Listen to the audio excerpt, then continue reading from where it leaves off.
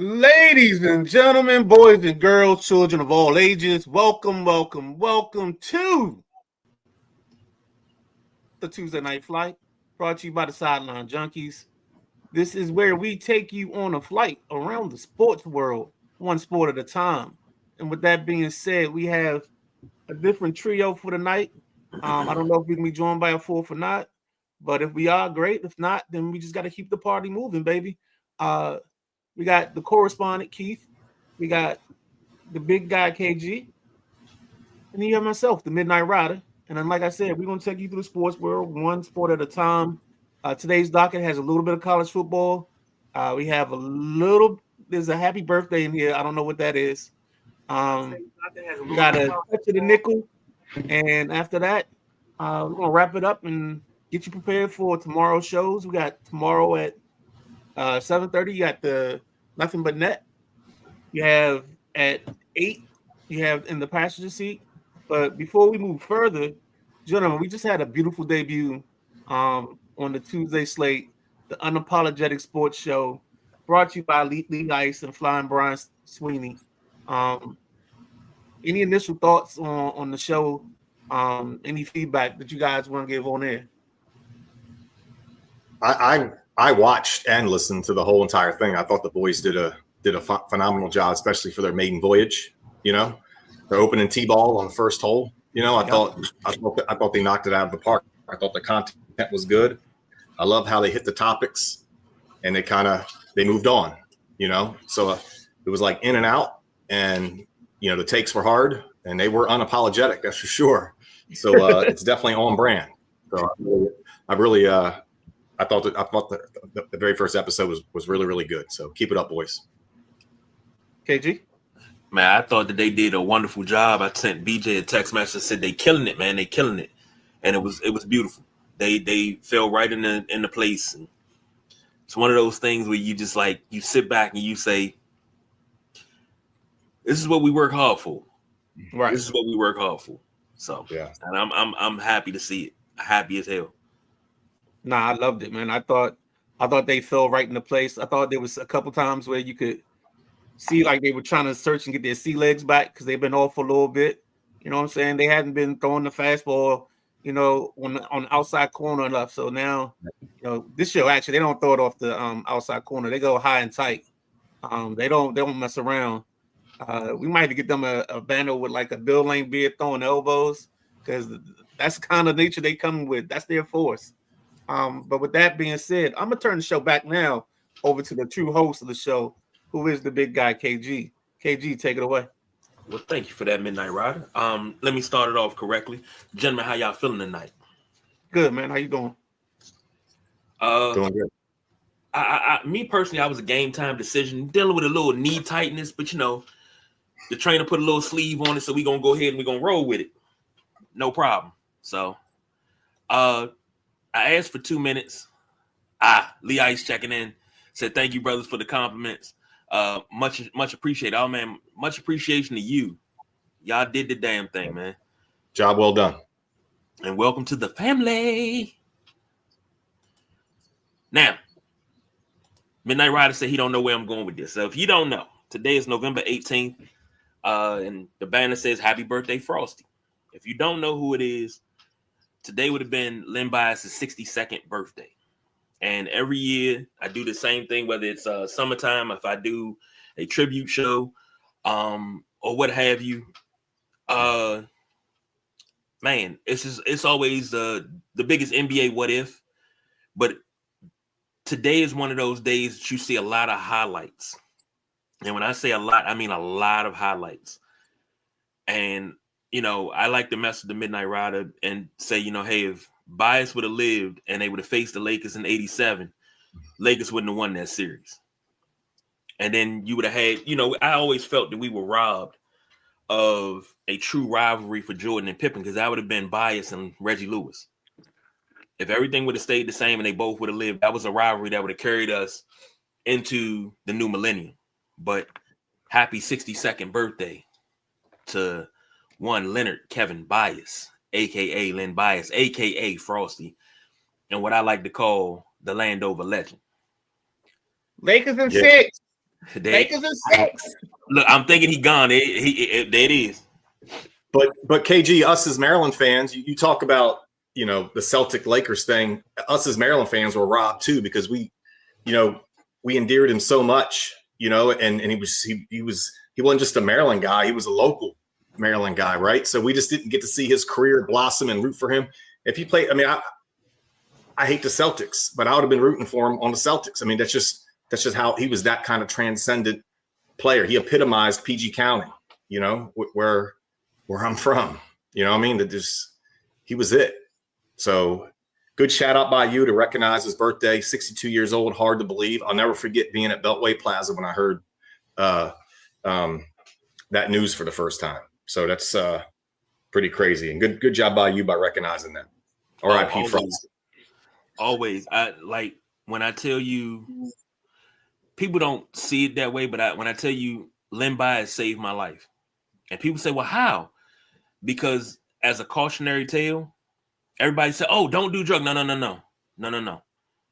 Be careful who you have around you when you start getting successful. Because a lot of stories that haven't came out about that night, that's what saved my life. Be careful who's around you while you're being successful or while you're getting to your success. Because a lot of people can be jealous. Anthony said they always said Bias would have been better than Michael. Is that just Maryland fans saying this, or is actual media that covered college basketball at that time said it? When MJ was in his second year in the NBA, they compared Bias to him, and they said Bias was better because Bias had a jumper, a consistent jumper, straight up, straight down, textbook, could jump out of the gym, could defend. He was a better player at that time, but they would have been rivals. And what most people don't realize is that they actually were really close. During, I think, Jordan's junior year, and I think that was Bias's sophomore year, they went down in South Carolina and did a barnstorming tour, and they were roommates at a camp. And they played against each other because they wouldn't let them play on the same team, so they always played against each other. And they would stay up all night talking about the future and playing Monopoly. If you've never read the book Born Ready, pick up the book Born Ready. I promise you, you won't be mad at it. Yeah. I mean, it's probably unfair to Bias and Jordan to compare them to, especially, 6 championships that we know about Jordan. But one thing about Bias is Bias could protect the rim a little bit too. You know what I mean? Like he played down in the paint, obviously a lot more than Jordan. Jordan was more of a perimeter defender. I mean, for the most part, I mean, he would guard some threes from time to time, right? But for the most part, I feel like he was on the perimeter. So that's one thing I liked about Bias's game is he could beat you inside with that jumper that you mentioned, KG, or he can play in the paint, if necessary, if the game dictated those terms. True indeed. I think we say Kate. Oh, go ahead, Midnight Ride. I'm sorry. No, I was just going to say, I think it's more of a it's got more legs here than anywhere else because he's from here and he's considered one of our own. So that's kind of why we even have that conversation, or it's more entertained here because we know what we saw. Now, I mean, on a weekly, yearly basis, you saw the potential. Still Lakers in 6, but I mean, I'll go with that. Ooh, I can't wait to get to the summer because this summer we're gonna dig into all that. We're gonna dig into Celtics Lakers 87. What if we're gonna dig into Eddie Jones? We're gonna dig into all of this summer. You're wasting your time with this Eddie Jones thing. Like there's certain things that's just not gonna happen, and you will never, ever, ever, ever change my mind on my disdain for Eddie Jones and Eldon Campbell. Okay, and then there's Cal Ripken. Look, so we're gonna put Cal Ripken, Eddie Jones, Eldon Campbell. We're gonna put it in a little box. All right, we're gonna throw that bitch out into the middle of the ocean because those thoughts ain't changing. Oh, I love it. I love it. Anthony said, KG, we always talk about Bias as the biggest NBA what if. How about his teammates at Maryland? I mean, only prominent teammate he had at Maryland that made it to the NBA was Tony Massenberg, I believe. Well, no, I mean senior year. He played with Adrian Branch. God, what was was it McMillan? No, he didn't play with McMillan. It was another player he played with early One on. was before him. Yeah. Yeah. But I know he played with Adrian Branch freshman and sophomore year. Was Gatlin there? Yes. Keith I think Gatlin. that would have been Gatlin, and I thought one of the Lewis boys was there somewhere in that crossed over with him, but that might not be the case. Derek Lewis, Baxter, right? Jeff Baxter. Yep. He said, "No, I'm talking about no." Reggie Lewis went to God, what's the name of the school? I can't even think of the damn name of the school. But Reggie Lewis went to another school and was drafted by the Celtics. Now he's from Baltimore. He's part of that Dunbar squad that went 29-0 with like the greatest high school squad ever put together. And nobody ever convinced me. You talk about Midnight Rider, you talk about somebody convincing you something. Nobody will ever convince me that Dunbar school didn't have the best high school basketball team put together. He went to Northeastern. That's where Reggie Lewis went. He went to Northeastern. There it is. I couldn't remember. Yeah. Man, he passed away in 1993. Reggie Yep. Lewis. Crazy. When I tell you, I always talk about the summer of 93. The Final Four, where the championship loss for the Fab Five started it. I lost an uncle while we were playing at my uncle's funeral. One of my favorite players, Petrovic, died.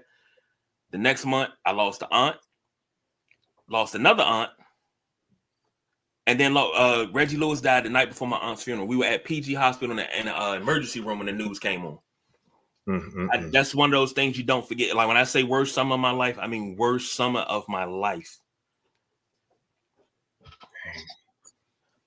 But let's move on. Get this flight up. College football. I know it's a couple of topics, a couple of moves to be made. So I'll throw it over to you, gentlemen. Yeah, let's kind of kick off this college football conversation with a little coaching news. James Franklin, you know, the Penn State coach that was fired a few weeks ago, has landed at Virginia Tech. This is something that I had a buddy text me this morning and said, you called it. I mean, I sniffed this out weeks ago. I feel like this is a great fit for him.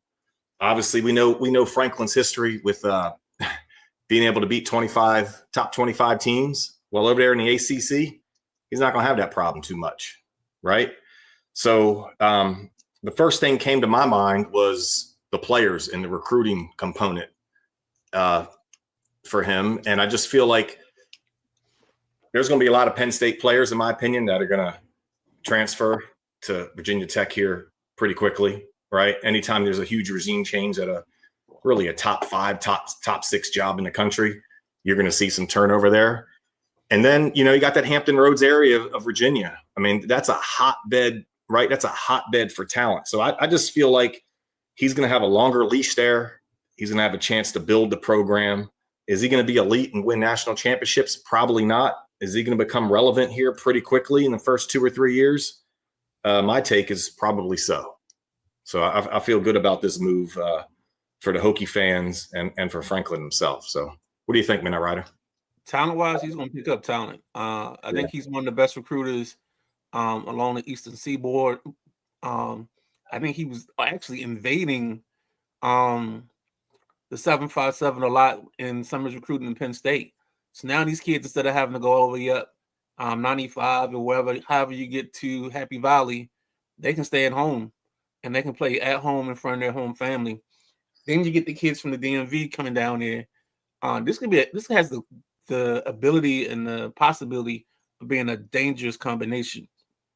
The only thing that I worry about is, can you get quarterback right? That's the only thing that's going to hold this program back. If you can't get a quarterback, you can't get the quarterback position right. That's where the struggle is going to be. And that's where he's going to always sit on the outside. Same thing I used to say about Georgia. Georgia couldn't beat Alabama now, because when Georgia came to town, they were playing Fromm and Stetson Bennett. Now, all of a sudden, their defense was so good that they kind of went over that hump. But And I think that was Penn State's dying fault, was they just weren't good enough at the QB position to be able to get past Ohio State, Michigan. So, I mean, I thought it was lazy reporting for them to put it on all Franklin, but I mean, it is what it is. But I like the hire. I love it, actually. I didn't think Franklin would go to Virginia Tech, only because I thought he may have wanted something bigger. But I think when he saw the landscape play out the way it did and a bunch of big jobs come open, I think he figured out the best move was to go to Tech and kind of get some stability and not worry about, because everything else is above his pay grade. You know, the Florida job is above his pay grade and everything else. Go ahead. Yeah, no, you nailed it. I think it's a perfect spot because, you know, it's not Vanderbilt, right, where the expectations aren't as high. It's not, you know, I think the other job he would have taken was probably LSU. You know, I don't think he would have went to Ole Miss if Kiffin went to LSU, right? So I just I feel like it's a perfect spot. Like I said before, I think he has, you know, 2-3 year run minimum, right? That program's been so bad the last 10 years that he's going to have a leash, right? Mm-hmm. I mean, you're right. He's got to get quarterback right. He'll bring a great coaching staff. I have confidence there. You talk about, you know, the talent in the DMV that he's already, you know, been recruiting here for 2 years, right? So he's going to be able to stay in contact with them, and he's going to do damage in the recruiting world. And like I mentioned before, the transfers are going to come from Penn State. So there's going to be, you know, a lot of glue guys leadership, I guarantee you, that's going to make that switch from Happy Valley down to Blacksburg. So also something quick that's happening in the college football scene is Lane Kiffin at Ole Miss. You know, there's some noise there. The LSU job is open. Lane Kiffin may want that job. He may not want it. He's kind of slow rolling that process. So I didn't want to spend too much time on this, but I think it's interesting that Ole Miss is kind of, you know, putting some parentheses around his ass saying, look, we're not going to put a deadline on it, but there's a deadline on it. We need to know, because if we need to replace you as a coach, we need as much time as possible to recruit the best talent that we can possibly find. You got a quick thought on that before we move on, Midnight Rider? Yeah, actually, I do. I'm glad you even brought that up.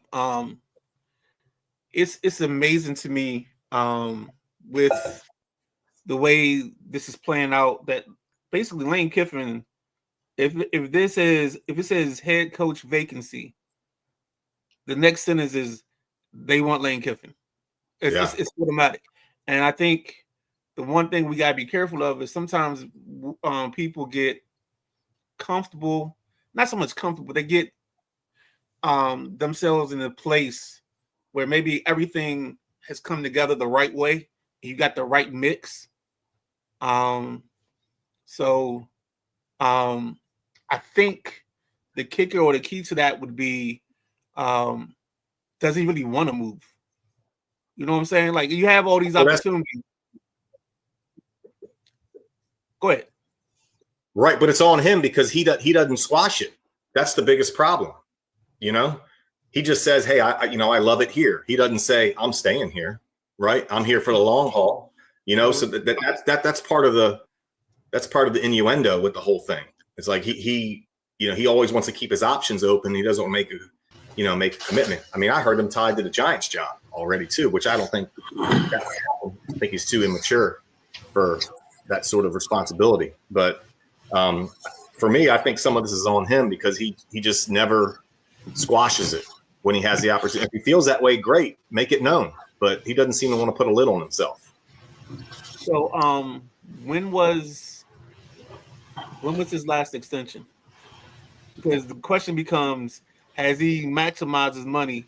And because I think this could be his ploy to maximize his money, get Ole Miss to re-up, give him something new, tear up the old contract, give him something new, and keep him in town. Because he could go to LSU, he could go to Florida. I just don't see why. I think his family's in perfect place. I think his kids are comfortable there. I think his wife is comfortable there. I think this is the best he's looked as a coach. He hasn't been or had that asshole coach moment that he's known for.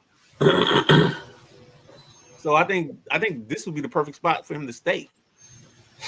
Well, I mean, he signed a $54 million contract through 2031, but we know that's just Right. semantics. Right. Yeah.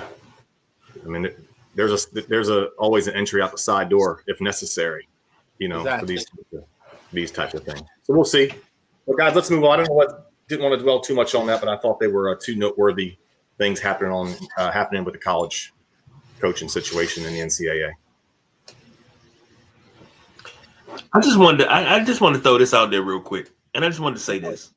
I don't think Lane Kiffin, okay, he's done well at Ole Miss, but every other stop outside of Florida Atlantic, he's been mediocre at best. He was mediocre to me at USC. Tennessee, mediocre, 7-6.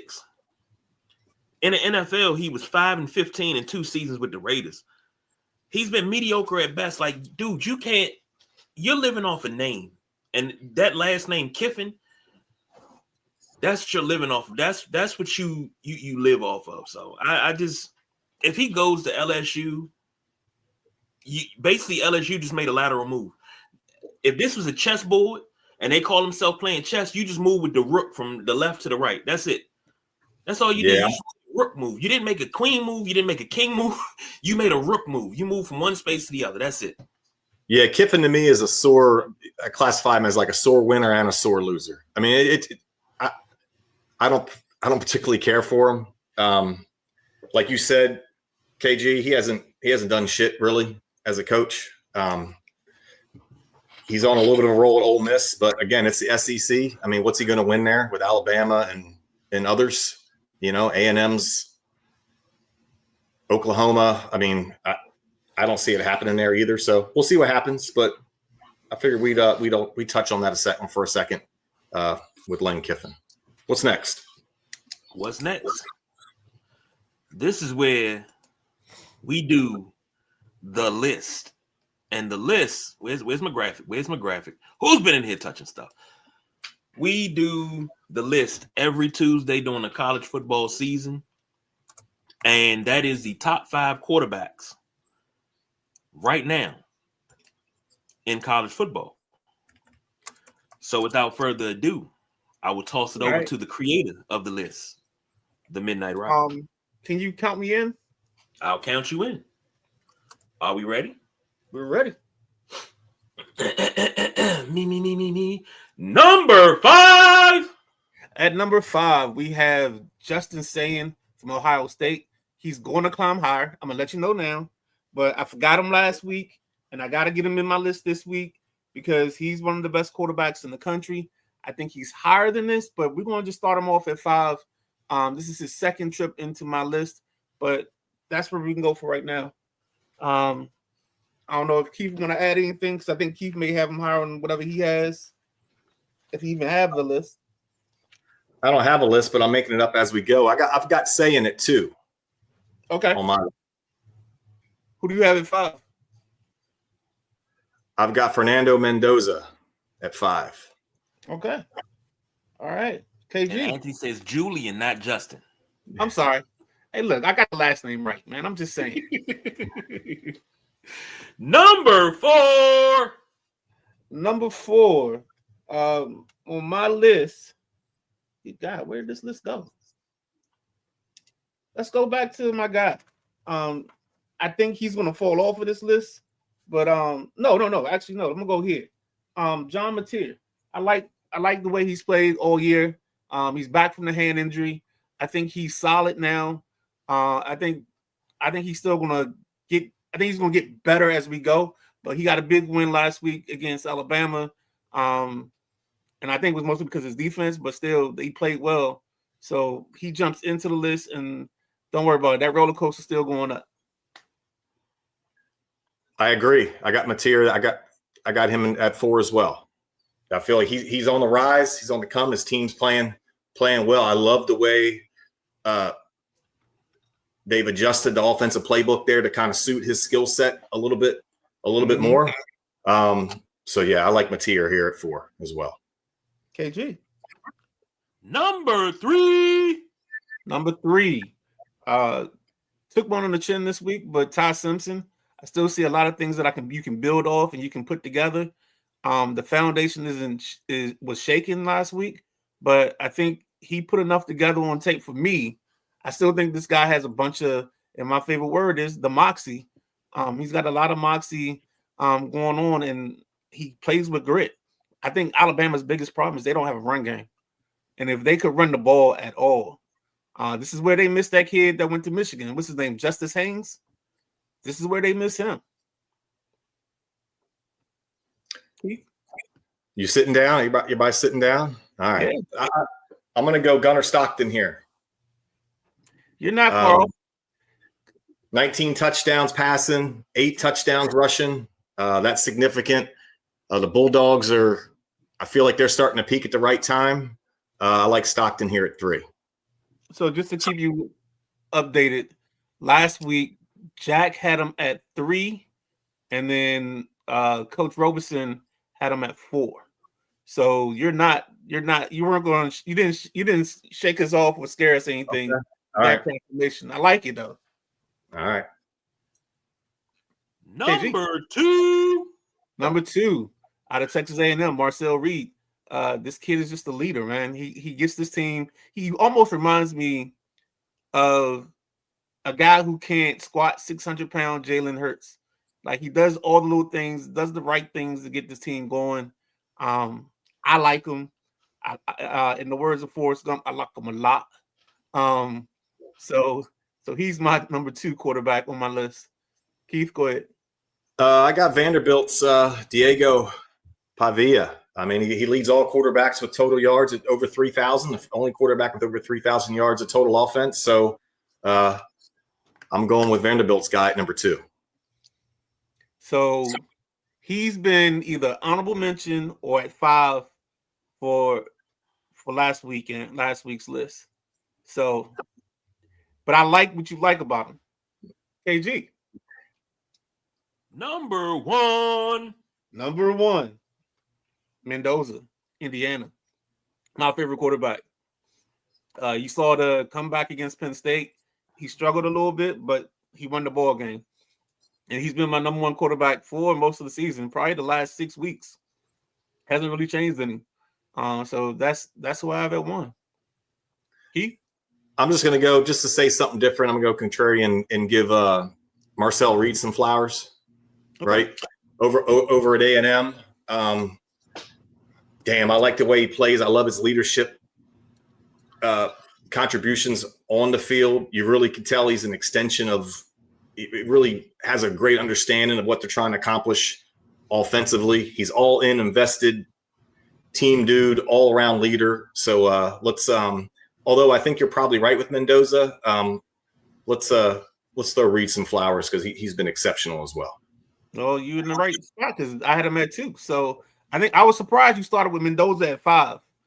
But I mean, we did just bring it on you. So, but I like the way. I just haven't seen him. I mean, I saw him play against Maryland, which is not the best, eyeball test, to be honest. So, and he didn't have a great game there, to be honest. I mean, he played great late and good enough to win it late. But so I put him in the penalty box just a touch. I need to see more. I totally get it. And I think the beauty of this list is, like we tell everybody every week when we do it, it's fluid. And some weeks you feel a guy better more than you feel somebody else.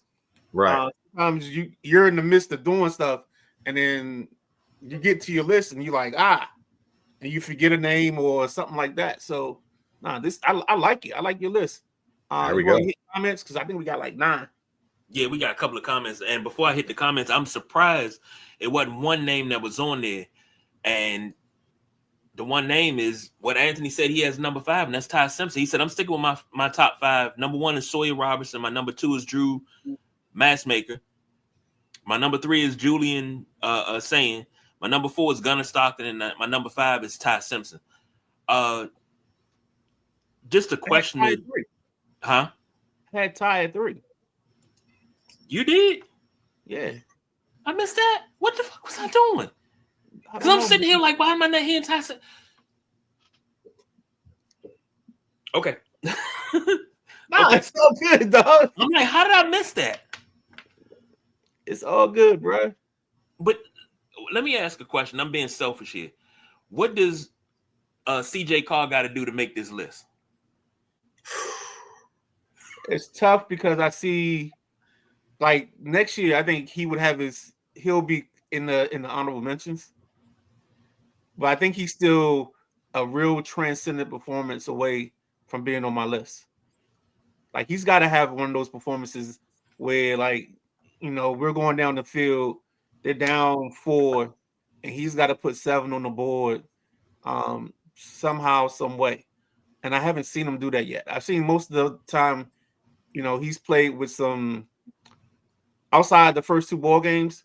Like, it's kind of been a relaxed situation. So I haven't been able to see him when times get tough. Whereas you see a guy like Ty Simpson, at week in and week out, he's in dog fights.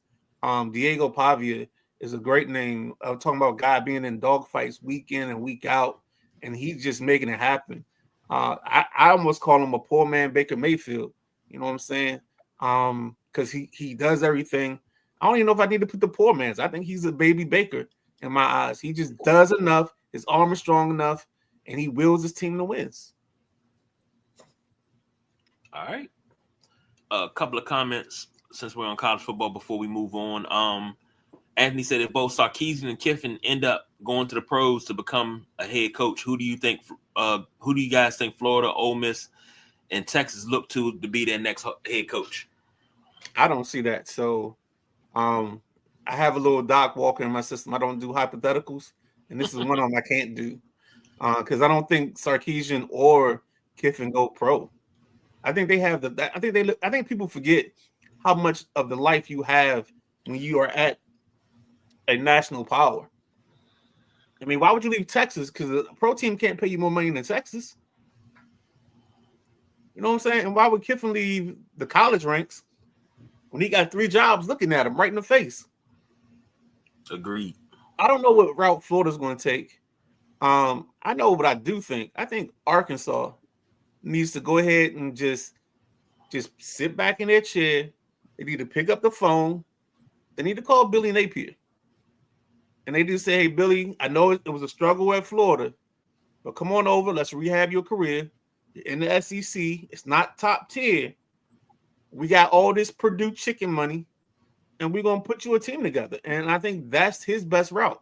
I think that's his best way to get in the job is he's going to take a step back to a lower class school because I don't think LSU or anybody else is going to mess with him. He's going to almost have to do what James Franklin, take a job that you have some leeway because the program hasn't been good in a long time. Go ahead, Keith. I see the wheels turning. What do you think about Gruden at Florida? All right, I've said that before. Have you? All right, I've said that one before. Do you think he could? I think the way John Gruden gets to Florida, he's made some ties. I think John Gruden would have to bring him either some type of GM type or some kind of recruiter to help him manage the business.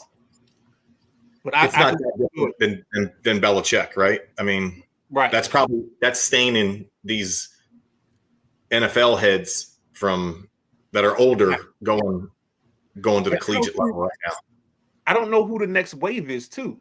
So that's the other part that's scaring me. And that's why I said Billy may need to take a Arkansas type job is who's the next group of hot coaches?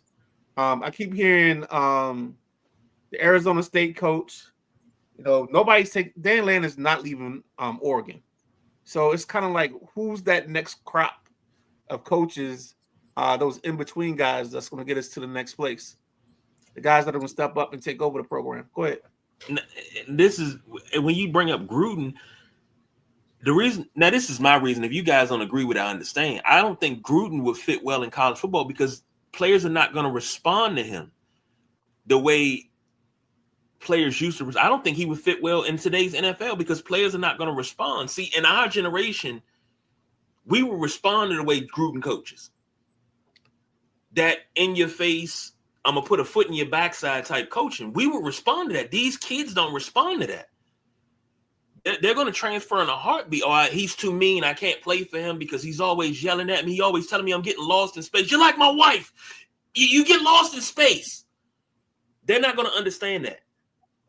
The complex system of him calling offenses he would have to dumb down and water down himself as well as his playbook for it to be successful. I don't think they can handle it. Hey man, anybody can run spider 2 wide banana, man. Yeah, there you go. But think about it, you say that, but do you remember the FCA where he had the field coaching situation, and the kids, the college players were going in there, the college QBs, whether it was Andrew Luck, Robert Griffin III, all those guys would go into that little classroom with them, and they draw stuff on the board, and he'd have a good time with them. I think he actually does better than we think. I think the place where he would have to, he'd have to fix it is just you would have to take some of the verbiage out of some of his play calls. Okay. Coming through with the comments real quick. Anthony said, what I meant to say is I always talk about bias taken away from he's from Maryland. We never talk about Hank Gathers as a big what if. We always talk about Hank Gathers as a big NBA what if. I was going to say, wrong shows, baby. Man, come on now. Hank Gathers gets plenty love here. And my three biggest what ifs is number 1 is Len Bias, 1A is Hank Gathers, 1B is Benji Wilson. Those are my three biggest what ifs, and I can't put them in 1, 2, and 3. They 1A, 1A, and 1B. That's it. Benji Wilson is easily my number one. I said Benji is my number 1.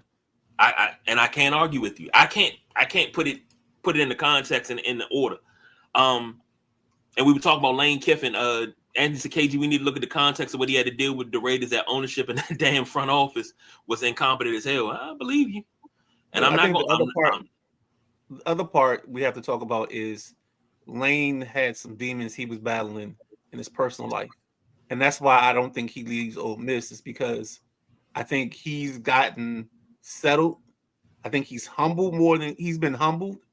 And I think he just wants to coach football. Now, I think, why would you leave Trinidad Chambliss, Andre Simmons, or Anthony, correct me on the first name, but the kid Simmons that's there, I'll leave 2 really good quarterbacks and go somewhere else and have to go search and find.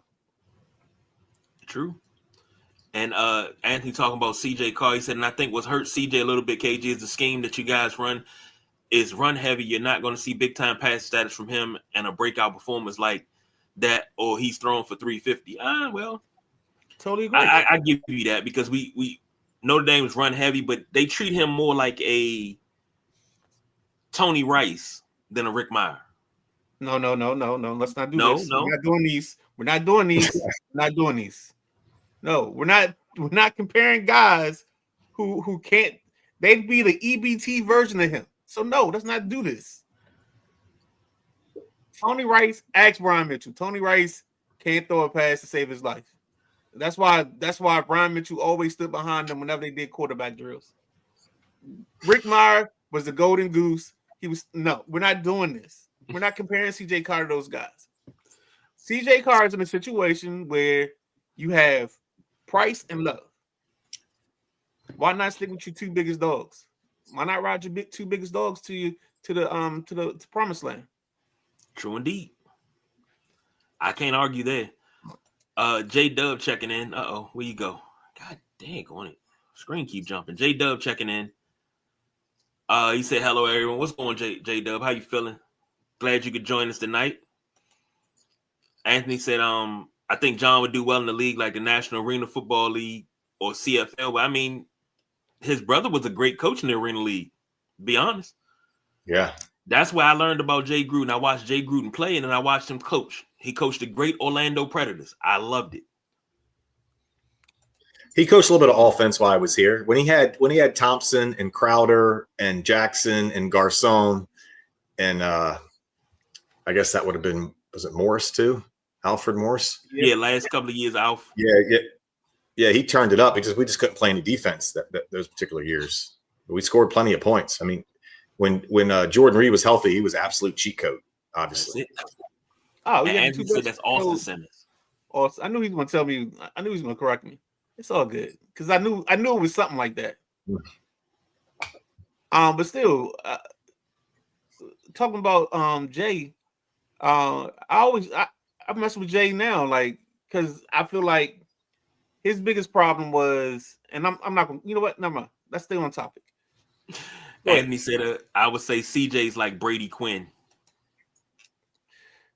Closer. You're getting close. Like that's, yeah.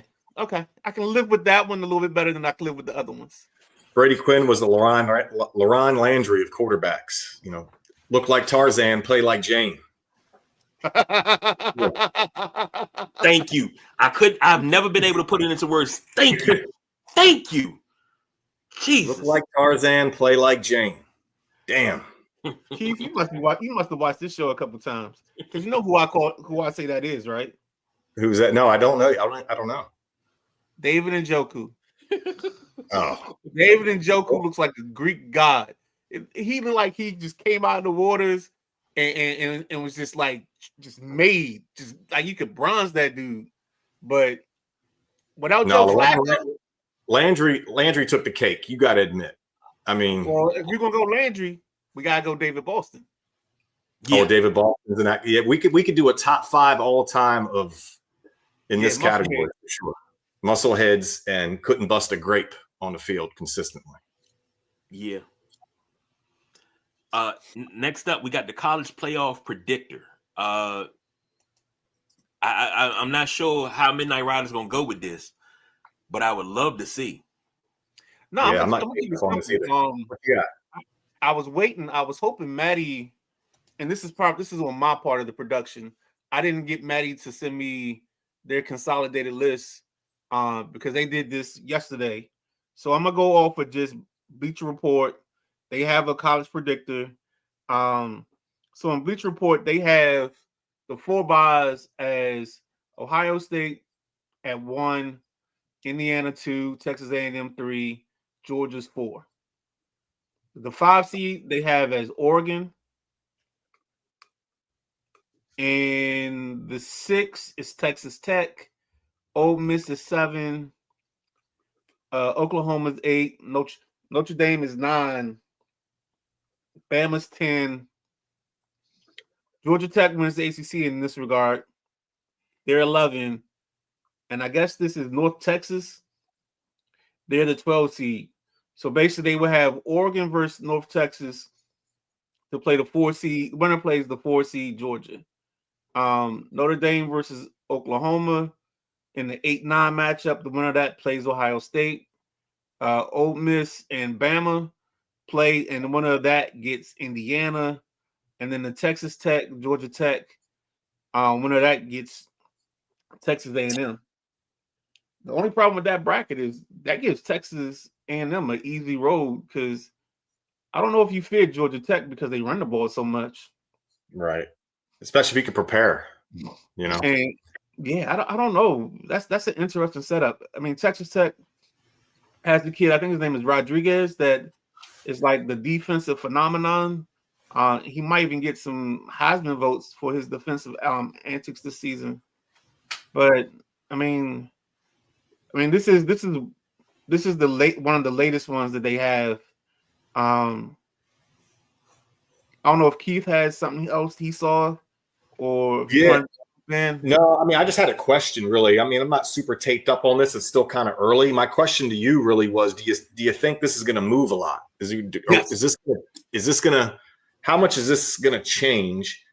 2 questions, really, 2-parter. How much is this going to change within the teams? How much are they going to fluctuate here, go up and down? Or is there another team that's on the outside that's capable of creeping in and kind of throwing a monkey wrench into this whole playoff situation as it sits right now? I think the kicker or the key is you still got a bunch of big matchups. The Thanksgiving specials, the Texas A&M versus Texas. You get Ohio State and Michigan. I don't care what Ohio State is ranked. They still got to beat Michigan because they haven't beat Michigan in 4 years or something like that. I think there are some natural elimination games. Georgia and Georgia Tech. I think as long as Georgia wins that ball game and they go into the SEC championship game, I think they secured themselves a spot. It just depends on where they want to be ranked. If they win the SEC championship game, they're 1 spot. They're probably in the top 4 because of their schedule and the strength of their wins. if they don't win and they lose in the SEC championship game, I think they're still a top, and I'm gonna say top 10 team. I don't want to say top 12 because I think the ACC's champion has to get in a spot, and I think there's a Power 5 school that has to get a spot. So I think, and I'll say this now, that's going to be our excuse. Those two teams right there, the ACC champ and the Power 5 school, is going to be our marijuana to get into a 16-team playoff. And the reason I use marijuana because they call marijuana the gateway drug. And that's what this situation is going to be. This is going to be our gateway drug to get into 16 teams. They want 16. They need a way to get to it. How do you look? Tell me how you want to get to Sesame Street. This is how you get to Sesame Street right here. So look at the education in more ways than one. I mean, I said the education in more ways than one. You just connected all the dots for us, for sure. Yeah, man. I'm telling you, it's the easiest part. Because now what's going to happen is, because the two biggest arguments we're going to hear is a 3-loss team in the SEC is better than a 2-loss team in the Big Ten. Then we're going to hear SEC losses matter more. Yep. Let's get ready for it. Yeah, it's going to be must-see TV for sure. There's going to be a lot of controversy, always is. I just think about Florida State. Was it last year or the year before? That was on the outside. Yeah, 3 years ago. That was, because everybody was upset about that. There's context there, and then getting, crushing their bowl game without their quarterback. So we'll see what happens. A long way to go, but it's definitely going to be must-see TV for sure, and we'll have a lot to talk about as the weeks go on here. And Maddie said, work got crazy today. I forgot to give you the drive time consensus 12, but I made it and forgot to send it. So he says, off memory, number 1, Ohio State. Number 2, Indiana. Number 3, Texas A&M. Number 4, Georgia. Number 5, Texas Tech. Number 6, Ole Miss. Number 7, Oregon. Number 8, BYU. Number 9, Alabama. Number 10, Oklahoma. Number 11, Georgia Tech. Number 12, JMU. Beautiful. And Notre Dame All right, is so the then first. let's hold it. Lead that up. Yes, sir. Go back. I'm sorry. No, because I want people to think about this. So in this is kind of similar to what we just talked about. So they got Ohio State, Indiana, Texas A&M, and Georgia as the 4 buys, right? So then you got Texas Tech playing JMU. That's 1. So the winner of that plays Georgia, right? Yeah, that should be it. But we ain't gonna worry about that part. So Texas Tech plays JMU. Let's worry about this part. Ole Miss would play Georgia Tech. Oregon plays BYU. I'm sorry. What am I missing here? Something's off. I think it's the way I'm looking at this. Texas Tech is JMU. Ole Miss is Oklahoma. I'm sorry, Georgia Tech. Who's Oklahoma playing? What am I missing? Who's 8? No, who's 7? Ole Miss. That's what it is. Ole Miss plays Oklahoma. Oregon plays BYU, and Alabama is the 10. So they play 7. So Alabama plays. Oh, Texas Tech. That's what I'm missing. I'm sorry. Texas Tech, Oklahoma, Ole Miss, Alabama. There we go. And that's part of the sequence is brought to you by my schizophrenic brain. I apologize for being old and not being able to read correctly. It's hard to see it how it's outlined there, but go ahead, KG. No, I'm sitting here. I'm trying to catch up with you here, trying to see what you got. So I'm writing it down because I can't decipher the way you trying to put it out there, but I had to write it down. No, that's cool. So Texas Tech versus JMU, huh? They've been big on JMU as the Power 5 school that gets in. I think Sarah had JMU at 10, but it's because of the way she ranks her teams. She ranks her teams based on records. Maddie and Scooter, the way they do their bracket is they try to predict who's the conference champ's going to be. So that's why you see kind of this thing, but they're kind of, if you've been watching Drive Time at 5 on some Mondays, some Tuesdays, they've been kind of consistent as a group. I don't think BYU gets in. I think certain games become elimination games. I think Texas Tech versus BYU, if that's the Big 12 championship game, one of those teams get in, the other one is out. I think Georgia Tech, as long as it can win the ACC, is in. I think Georgia Tech is the ACC's best hope of getting into the playoffs because they could play the role where they're not ranked high enough and they're not going to waste a spot on an ACC team. And Jack brought that up a couple weeks ago. So that's going to be another. The way they run the ball is can be a matchup, nightmare for potential defense. They could shock somebody because they're unique, almost like a Navy, the way they run the football. True that, but the problem is going to be if the ACC isn't, if they're not ranked high enough, they could actually get kicked out of this, based on their placement in the thing. Right. Okay. Now looking at this and seeing that Notre Dame's number 9 team. And yes, I'm going there. Notre Dame's number 9 team in the country. And given this is the second time I've seen somebody do a playoff ranking in the last 2 weeks and not have Notre Dame in it. Last time it was Memphis, who I think Memphis was 25 at the time, and they had them leapfrogging so many teams to be in the playoff, but Notre Dame was on the outside looking in still. And I'm like, we've won 7 straight. We beat Pittsburgh convincingly.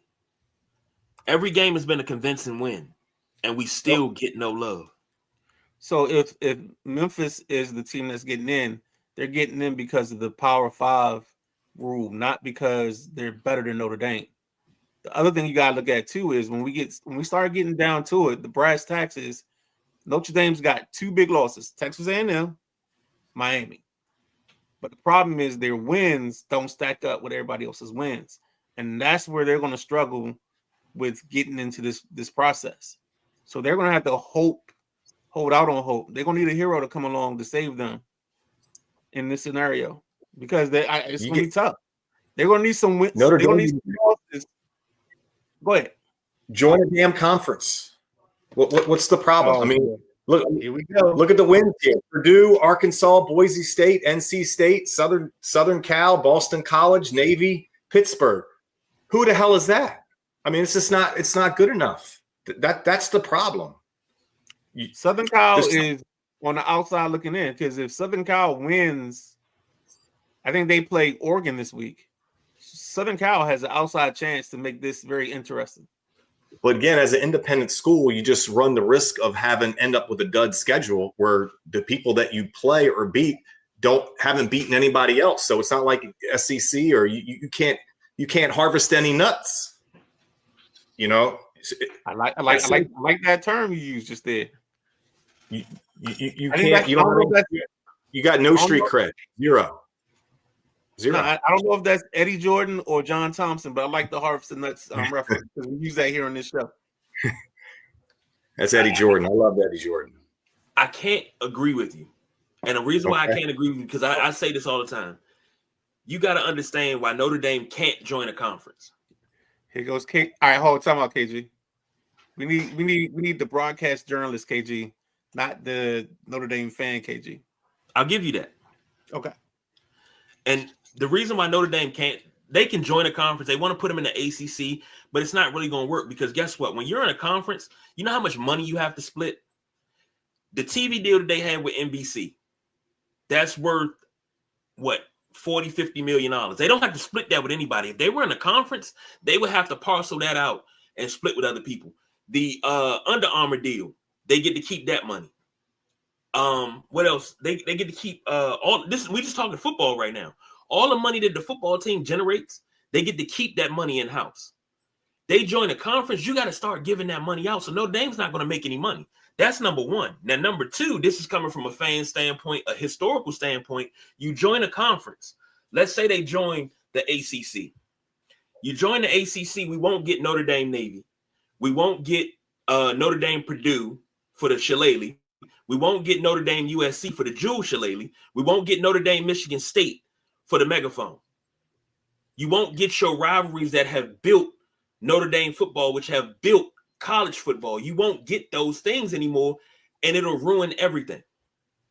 Keith, I've heard this argument millions of times. I apologize to you for you having to go through this, but I knew when the second you said they had to join the conference, I was like, I'm just gonna step back because I know what's coming. I'm cool with it. If that's the case in the NIL world, I mean, the money should be finite.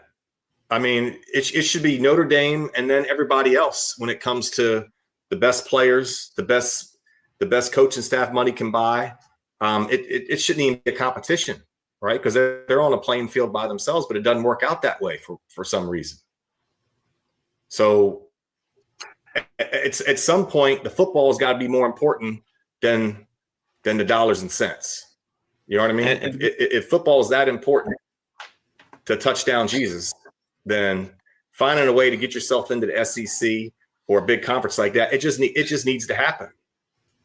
Yeah, and honestly, Keith, I don't think the way this structure is going, that Notre Dame would never join the ACC because it doesn't have enough. It doesn't have enough value and can't bring enough to the table. I do agree to that. Their thing is to either be absorbed by because they got to be in Big Ten countries, so they got to be absorbed by the Big Ten, and that's the only way Notre Dame enters the conference in my mind. And I know KG, we breaking KG's heart. KG, you want to take a break and then we come back and talk football like NFL? Yeah, because that's just nasty. Couple of comments real quick. Maddie said Scooter did have Notre Dame. Sarah and I didn't. I do think though that they will be in mind if BYU loses another. And he also said I gave the reason that if I don't have Notre Dame in because I don't have Miami, and since Miami beat them, both are out. Makes sense. That's why we love this time of year. This is I swear to God, college basketball and college football have learned one thing from the NFL is you gotta in order to win Rome, you gotta win the mob. And when you allow the mob to have these arguments in the background, in the cursory, to fuss and fight about the 69th team in the country, the 70th team in the country, in this situation, we're talking about number 13 and number 14 team. Job well done. Yep. All right. Take a break. Be right back.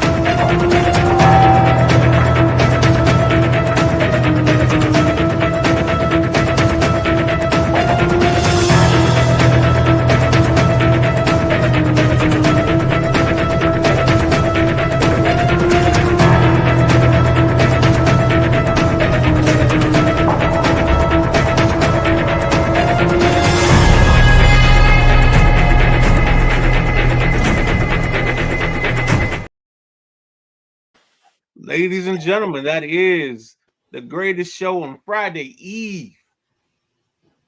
It's called the Thursday Night Throwdown, where we take you through the sports world. We get you ready for the Thursday night Amazon game. We get you ready for what's coming down the pipeline. We take you to an intro into the trio, which is our projection or our preview of 3 college football games that stand out to us over the list. But with that being said, let's keep going with this party because I think we get into the nickel now where we talked about these games on Sunday. And now we're going to go ahead and just break them down real quick for you. KG, take it away. All right. Let's go ahead and get in this thing hot and heavy. First game up, Bears beat the Vikings 19-17. Caleb Williams, 16-32, 193. DeAndre Swift, 21 carries, 90 yards. And Cole Kmet, 5 receptions, 45 yards. For the Vikings, J.J. McCarthy, 16-32, 150, a touchdown and 2 picks. Aaron Jones had 16 carries and 70 yards. And Justin Jefferson, 5 catches and 61 yards. Throw it over to the correspondent. Take it away. Yeah, I mean, I watch Red Zone all day. I mean, I watched enough of this game to be dangerous. I mean, Caleb was fine. I'm sorry. I like that. Go ahead. He did just enough you know, my problem was with O'Connell and Minnesota here. I mean, they can't get Justin Jefferson the damn ball. I mean, that offense has gone backwards so much. I mean, there's some certain design plays and schemes that they do come up with to get Addison wide open. You know, Jefferson draws double coverage and there's a busted, you know, they're really banking on the defense breaking down or busting the coverage in order to advance the ball down the field. So this is probably the most animated I've seen Justin Jefferson in a while. I mean, he's running wide open. He's open enough from NFL terms to get the damn ball. And I'm worried about sort of the dynamics with Minnesota here as we move forward. As McCarthy, he's just not he's just not there yet. I'm not sure he's going to have the passing chops here as we move forward to really be consistent. And I think he'll have some flash games, some flash plays. But that's my biggest concern, my biggest takeaway. I thought the game was kind of a dud, to be honest. What say you, Midnight Rider? No, I think the game was exactly what you said. I think the Bears are just they're finding a way. You know what I'm saying? They're sneaking into some wins. I think the Vikings' biggest problem is what you exactly said, is they can't get Justin Jefferson the ball. And I don't understand how you can't get the two best receivers in, maybe one of the best duos or the best duo, Addison, even Hockenson. It's like some reason Hockenson is on the back burner. He doesn't get opportunities. This team just doesn't make it easy for Addison, Hockenson, and Jefferson to get the football. And maybe it's because of the fall off with Mason not being able to run the ball effectively, and Aaron Jones being able to run effectively. But it's something missing. It's Midnight Rider. Jefferson, Hockenson, and Addison had 10 touches between the three of them. Exactly. And there's something wrong with that. There's something you can't only throw so many slip screens and so many smoke screens. You know what I mean? I mean, you're turning the defense onto it. Hey, you know what's wrong with this offense? It's got that Luther curl syndrome. It just don't curl right.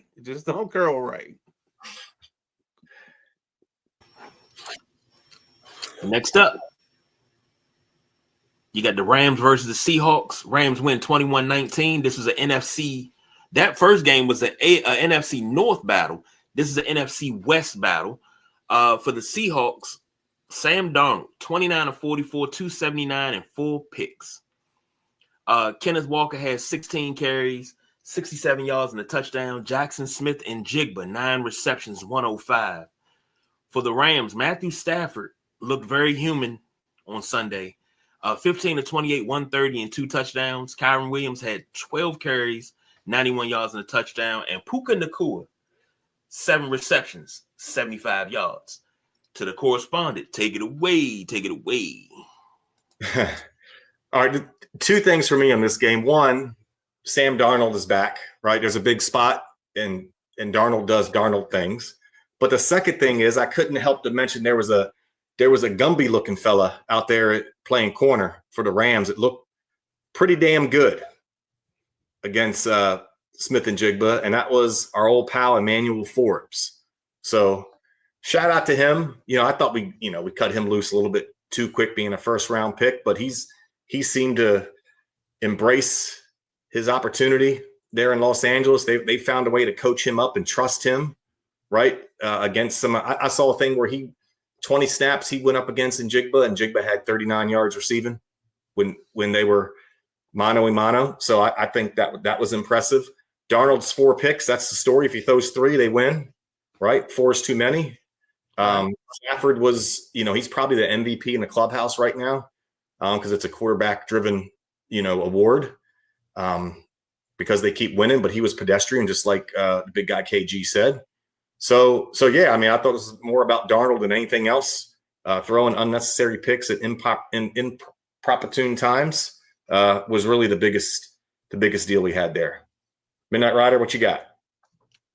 It's amazing how when the game gets bigger and the teams get better,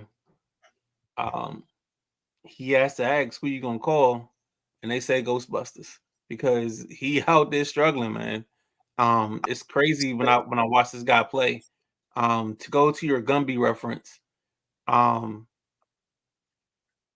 he still does Gumby things. I don't care what nobody says. I still watch him.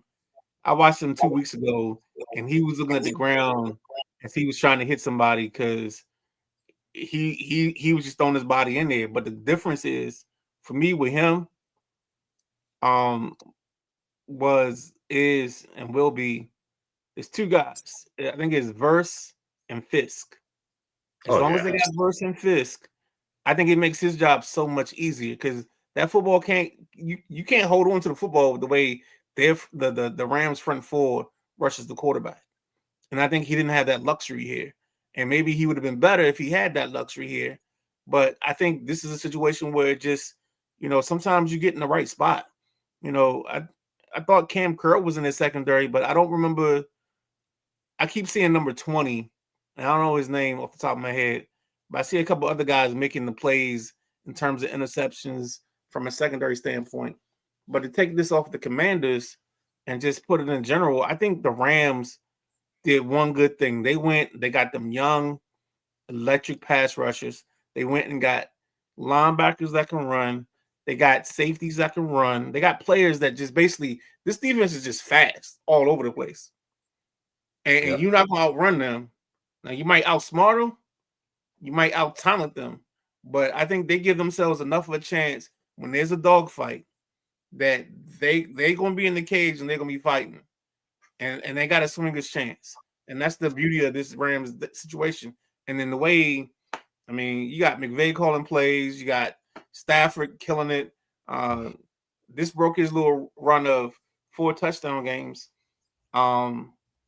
The bad thing is Seattle turned the ball over a bunch, and the Rams didn't even pull away. Yeah. That's the crazy part. Well, Seahawks can play some defense too. They were just left in a bad spot, over and over again. But Stafford, with Adams and Nakua and Williams, it's just he's just too good. He's not going to make big mistakes in big spots. I think the Rams are going to be in the mix here at the end. Oh, they're going to be a tough out. They're going to be a tough out. For sure. What's next? Next up, the Eagles defeat the Lions 16-9. Jared Goff, 14 of 37, 255, a touchdown and a pick. Jahmyr Gibbs, 12 carries, 39 yards. Also had 5 catches, 107. For the Eagles, Jalen Hurts, 14 of 28, 135. Saquon Barkley, 26 carries, 83 yards. And A.J. Brown, you can see why he's frustrated. 7 catches, 49 yards. Yeah, but he had 9 targets in the first half. That was he's out there getting his cardio in for sure. So that was his biggest thing. So I listened to this game on the radio, guys, and my man Dan Campbell is a fourth down for life. He doesn't give a damn. Like at some point you realize it's going to be a low scoring game. Can we kick a field goal, please? Just one somewhere. It changes the whole dynamic of this game in the fourth quarter. So I just thought, Campbell was trying to stay on brand and not waver to his previous, decisions or previous persona. Like you got to understand, you got to have every game's different in its own unique way. And you got to have context there. And you got to understand, look, this is going to be a dogfight. It was windy, take the chip shot field goal. There's nothing wrong with that, especially early in a game or in a 1-score game. I thought that was asinine. And I can imagine he's got to be taking some heat up in Detroit for that. And Goff was horrible, absolutely atrocious. He looked like he saw. I listened. I think I said this before. I listened to this game on the radio. I didn't see it, didn't watch it, but he seemed to be struggling mightily, and Amon-Ra seemed to be pretty frustrated as well. So I blame this game on Dan Campbell. That's where I put the onus of the responsibility. I totally agree, and I think the problem is, like you said, I think he gets too caught up in the fourth down situations and trying to be the gunslinger and everything. And I think sometimes you got to have context. I find it funny, and I'm gonna say it this way.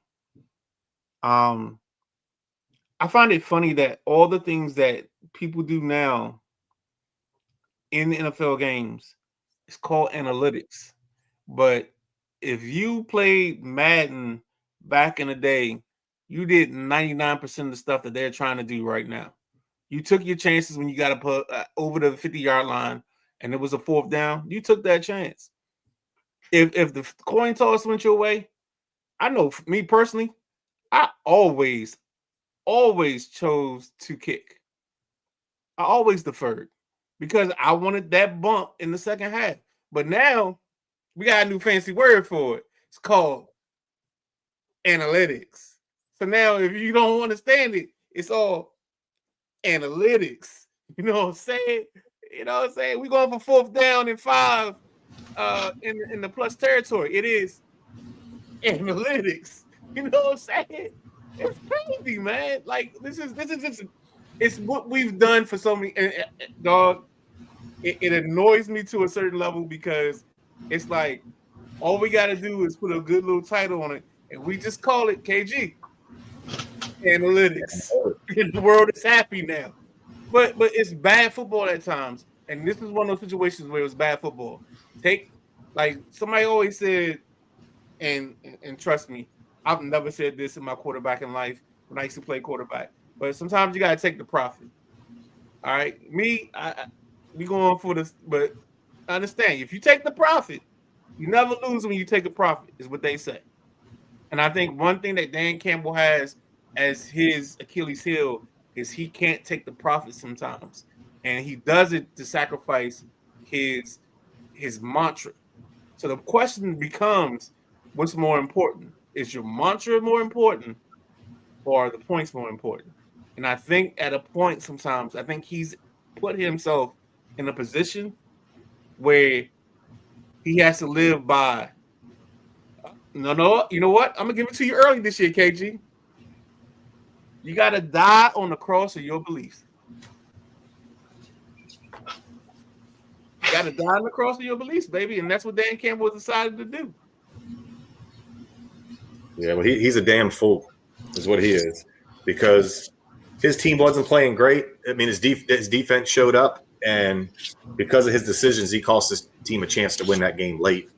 As bad as they played, they were still in the mix, despite of his decisions. And I don't think all 5 of those 4th downs were – he was on the right side of the analytics. 2 or 3 of those, I think, were the other way.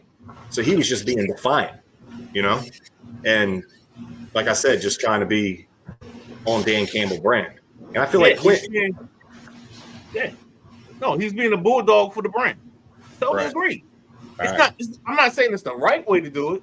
I'm just saying he's living in his culture with both feet in, 10 toes down on it. And sometimes that gets you in trouble. KG? Well, Maddie asked the question. Maddie said, who is first in the NFC Central? Anyone know? Oh, Jesus Christ. Somebody just give him a Ben Johnson button or something. Shit. Well, the Bears are first in the NFC North at 7-3. I was going to say. They got a half a game lead over the Packers, who are 6-3-1, and a full game lead over the Lions, who are 6-4. Hey, just so y'all know, next week, Maddie is questionable. He's got a shoulder sprain from patting himself on the back from Chicago being in first place. Oh, Lord. Next up, we got the Bills, 44, the Buccaneers, 32. They talked about this on Unapologetic Sports about how Josh Allen really slung the rock on this one. Baker Mayfield, 16 of 28, 173, a touchdown and a pick. Sean Tucker had 19 carries, 106 yards and 2 touchdowns. Sterling Shepard, 4 catches, 54 yards. For the Bills, aforementioned Josh Allen, 19 of 30, 317, 3 TDs and 2 picks. James Cook, 16 carries, 48 yards. And Tyrell Shavers, 4 catches, 90 yards and a touchdown. And Keon Coleman was a healthy scratch for being late to a meeting on Friday. And people have been giving him a hard time on social media because he was on the sideline after the healthy scratch, warming up with the team and dancing. So he wasn't supposed to dance, even though he wasn't playing. So,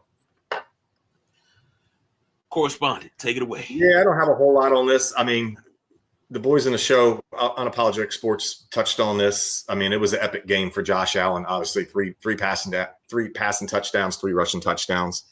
That's really unprecedented. I think one other person has done it. Otto Graham, is that who they said before? Yes. So he played.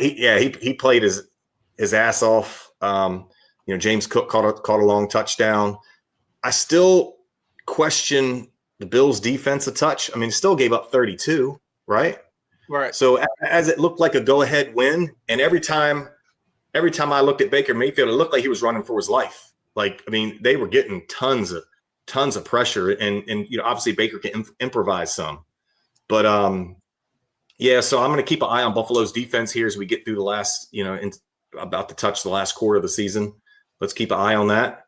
The Buffalo did just lose to Miami the week before, so I'm not going to, hop on the Buffalo train just yet. But yeah, Josh Allen played his ass off. He's top 2 quarterback in the league. I think that's clear and obvious at this point.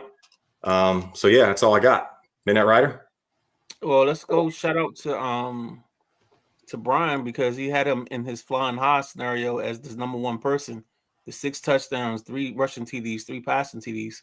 Yeah. So let's give Unapologetic Sports some love for that.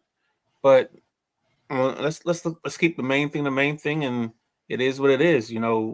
I think Baker's struggling right now, but it's only because when your main 2 ingredients are gone, you can't always cook like you want to. And I think this was a situation they got in the shootout, and when everybody else guns was and everything else, all Baker had was a little. So you can't win with a pat against the Blueloaders. That's all I'm saying. You know what I'm saying? If you got a 22 and they got AKs, that 22 ain't doing nothing for you. But in all seriousness, in this ball game, I think we're at that point in time. I call this the witching hour. This is when teams start to sort themselves out, or we call it the sorting hat moment, where you maybe you slithering, maybe you whatever the other things are, but you figure out who you are in these next couple of weeks, and that's what happens here, or that's what's going to happen here. And I think the Bills are a good enough ball club where they can make noise. I think the problem they're going to have is New England's schedule too easy down the stretch that they can't catch up. So they have to be a wild card in this scenario as opposed to the division winner. Yeah, New England's beat them in Orchard Park, I think. Exactly. Already. So. And yeah. Midnight Rider, you said something. I had to cover my face so I didn't say it because I was getting ready to slap. I'll go find me a hat and slap it down. Stop shooting that little motherfucker.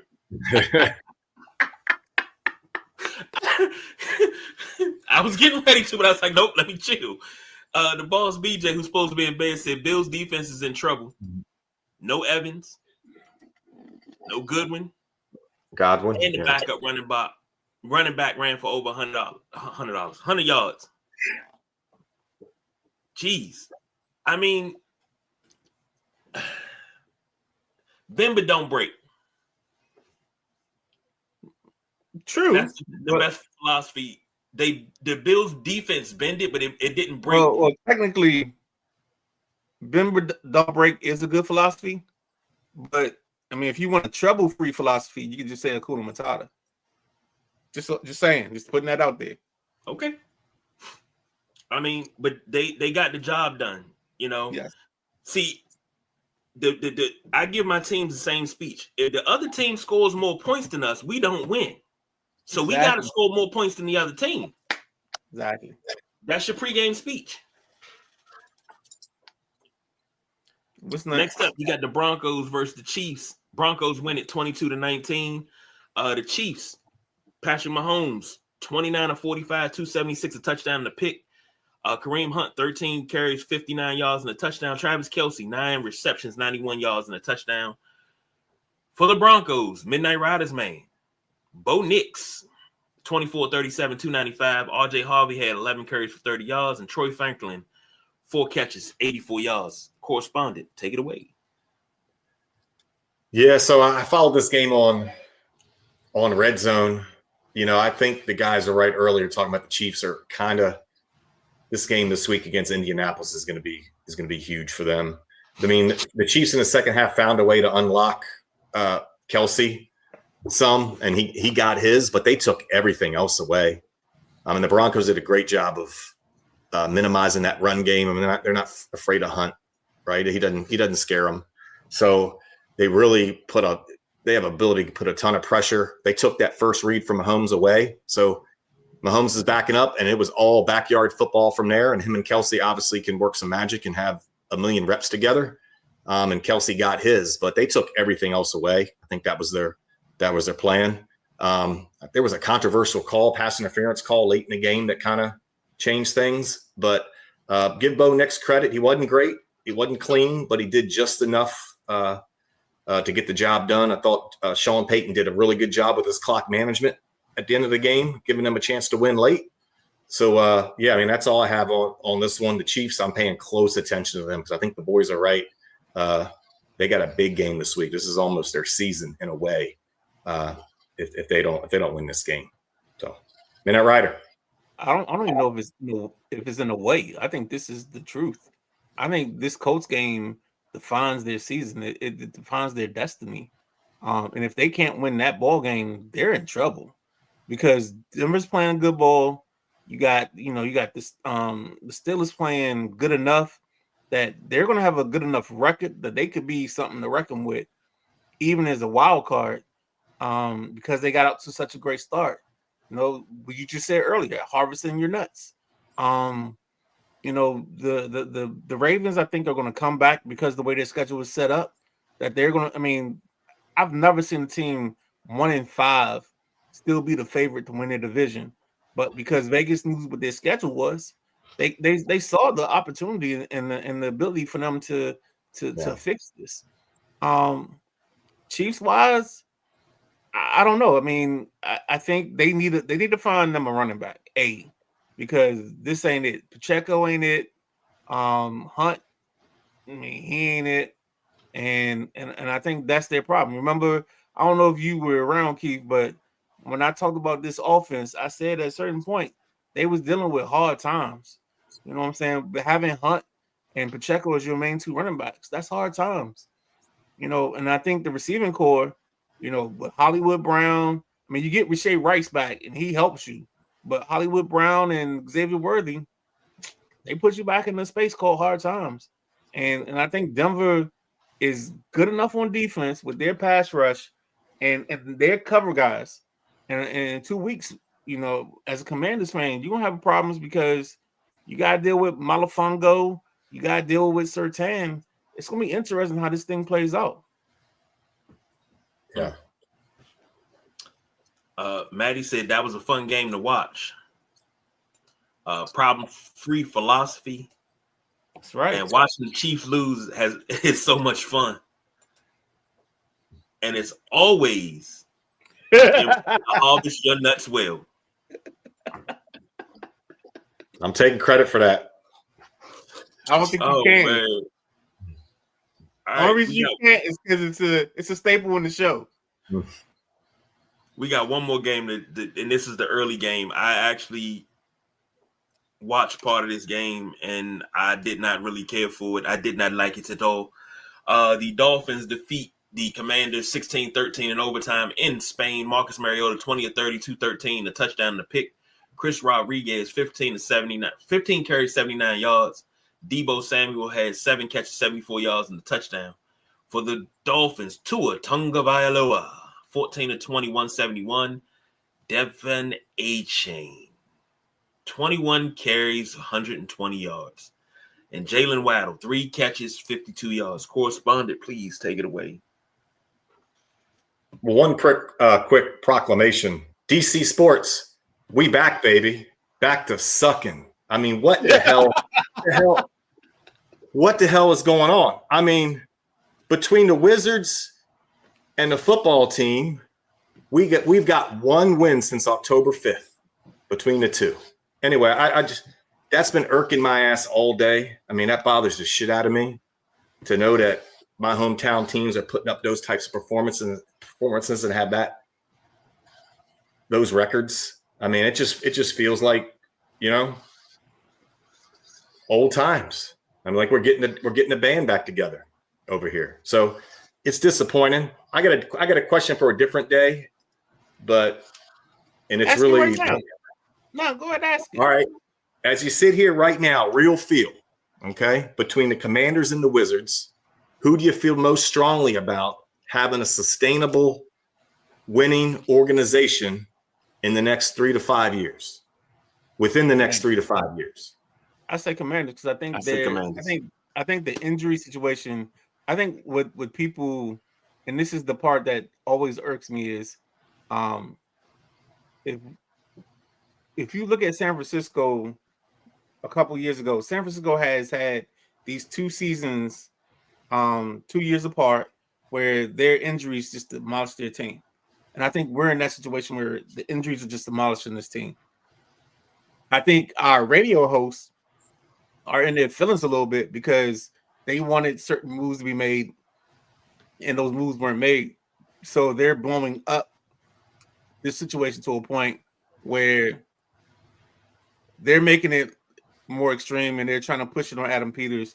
If you listen to the calls, this is my guy, and I'm gonna give him a shout out.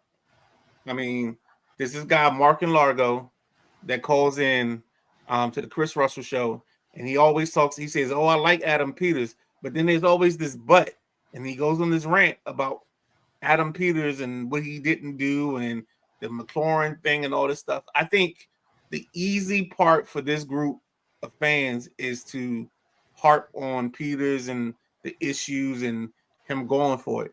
But the thing about it was a couple months ago, you was all in on him going for it.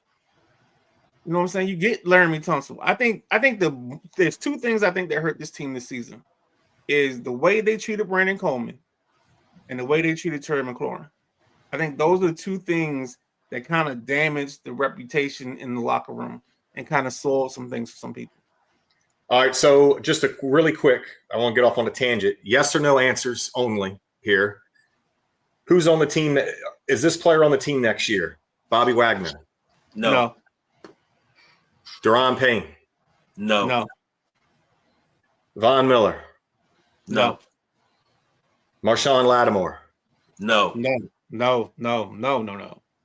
All right, so that's 4. I could keep going. So this defense is going to need a 100% overhaul. The whole entire defense. Maybe you can salvage Luvu I think he's under contract for 1 more year. Maybe Quan Martin, who's not playing particularly well, but I think he's looking at his vision's got to be cloudy, looking at what's happening in front of him. Right? I think he's the victim of Nick Harris. What's that? I said I think Quan Martin's the victim of Nick Harris or the Harris kid being out, because I think the Harris kid was the guy that was going to do the heavy lifting in terms of physicality, and replacing Jeremy Chin. And for a game, was it maybe 6 quarters? It looked real, and then he got hurt, and I think that just damaged everything they were trying to do, because then that put Quan in a place where maybe he had to be more physical than cerebral.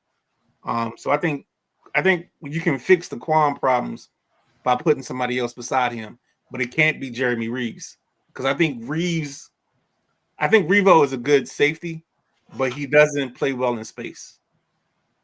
I think because he's a downhill in the box. Yes, yes, he gotta go. He's a guy that I used to always say, you can't tell your pit bull to think before he attacks. You gotta let him attack.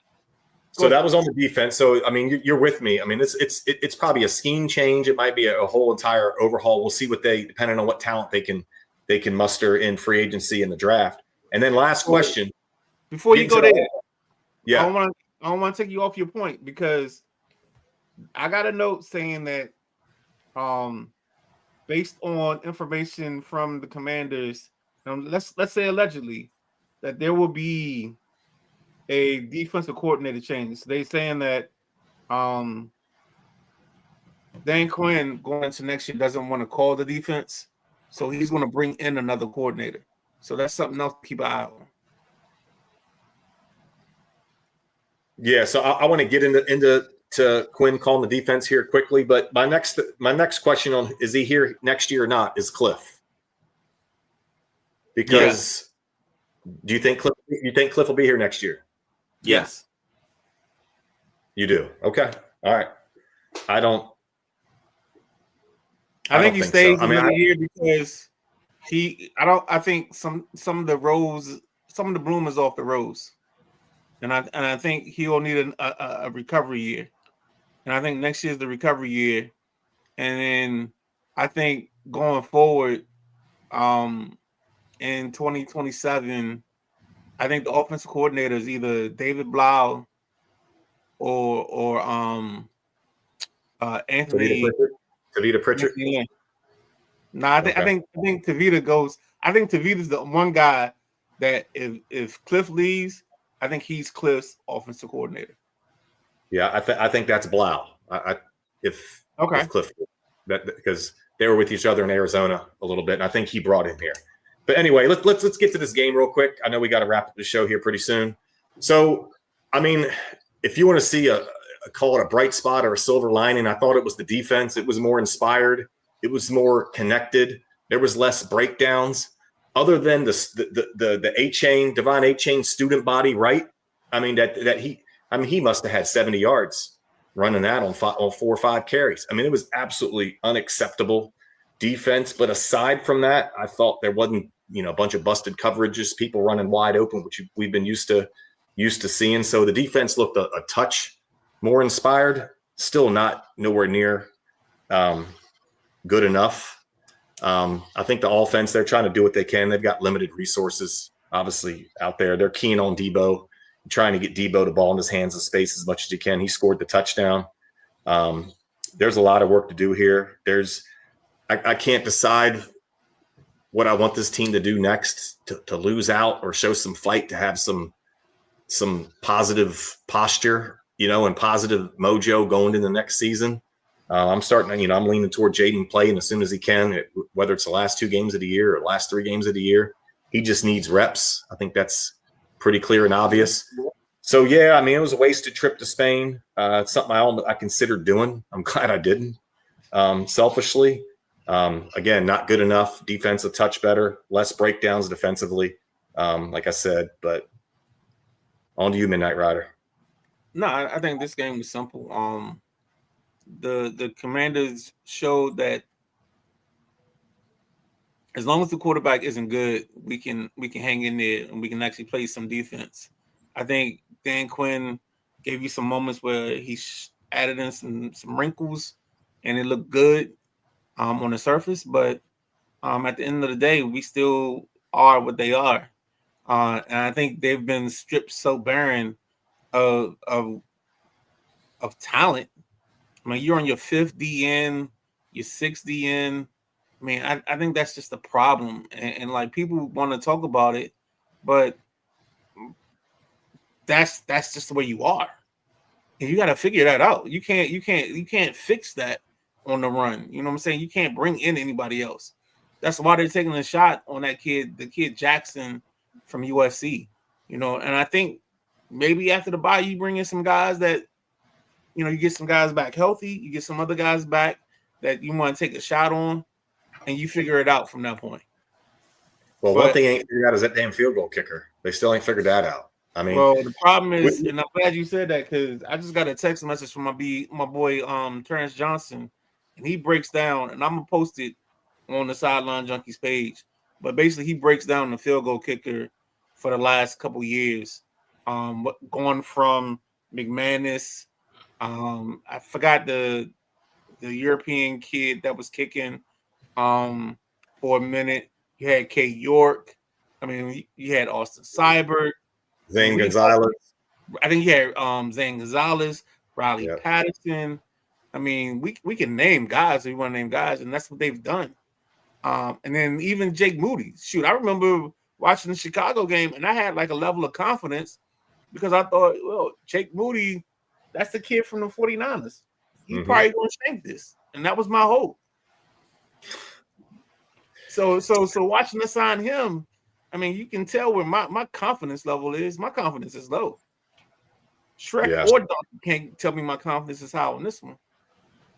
Just last thing for me, I just want to say something about Joe Witt. That's like, I could tell last year, like he can coach. He's a good football coach. You can tell his instincts for calling plays sucks. He struggles with just in the moment understanding.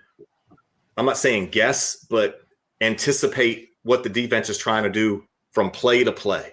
And it always seems like I watched interior D lines, my favorite thing to watch. And it was almost always they're rushing upfield expecting something else, and something else happens. Like it's almost like the play call. It's almost like the other team knew the defensive call in a way. You know what I'm saying?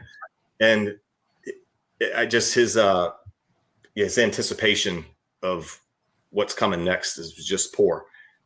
I like that he's on the staff. I think he's got a great track record. He's a good football coach, but you could see that Dan Quinn has better instincts calling in-game play calls. You know what I mean? So I just wanted to finish with that. All right, KG. I'm going to go ahead, and I'm glad you guys let me go last, because I'm going to say this. I was thoroughly sick to my stomach Sunday morning for more reasons than one. But I was sick to my stomach watching this team play. This is not a team that looks like they want to play ball. Like, we got to go back to fundamentals. We can't wait till the bye week. I guess yesterday was an off day. If you got back in practice today, everybody need to be hitting. The whole defense needs to be hitting tackling dummies. Like, the secondary alone, we need to spend most of the money in free agency on upgrading the secondary. And I don't mean going to get the big name and making a splash or having Fortune 5. No, we need talent in the secondary. Y'all talked about Jeremy Reeves earlier. Jeremy Reeves is not an every down starter. He's a Cobra safety or a special teams guy. I can't have him back there at all times right now. I need somebody back there that's going to play the game a little bit better. The corners we have, they can't cover anything. They couldn't cover a cough because everybody gets open. The D-line shows up when it wants to. That fourth down stop, that where they stopped them. The goal line stand where matter of fact, it was fourth down where Eddie Goldman and all those guys, Kinlaw and everything, they got to stop. We got guys up front, but we got nothing on the back end. That back end, jeez, man. I don't care if it's your first year in the league. I don't care if it's your 15th. I don't care if it's your 25th. Everybody needs to hit the tackling dummies this week. Head up, wrap up, tackle. Stop doing this little arm tackling bullshit. You want a high five him after the game. But during the game, I need you to tackle. We're not stopping anybody. What is going on with it? Seems like everybody comes to Washington as far as outside linebackers and pass rushers, and they forget how to fucking pass rush. Everybody wants to bull rush. No, there's no move. There's no spin move. Where's the Freeney spin move? Where's the Reggie White hump move? We got no guys with no moves, man. Y'all got nothing. And if this is the product that you think is okay, you think you're going to win something, God damn it, you're wrong.